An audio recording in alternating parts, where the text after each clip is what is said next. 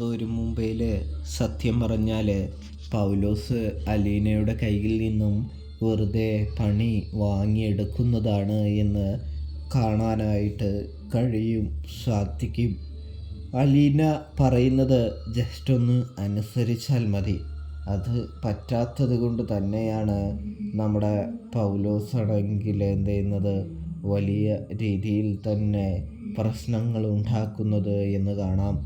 പ്രശ്നങ്ങൾ ഉണ്ടാക്കുന്നത് കൊണ്ട് തന്നെ അലീന ഒരടി പുറകോട്ട് പോകുന്നില്ല, അലീന മുൻപോട്ട് തന്നെയാണ് പോകുന്നത് എന്ന് കാണാൻ സാധിക്കും.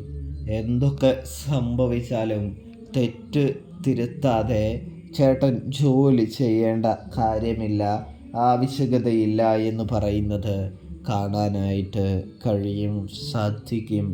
പ്രേക്ഷകരെ, പ്രിയ കൂട്ടുകാരെ.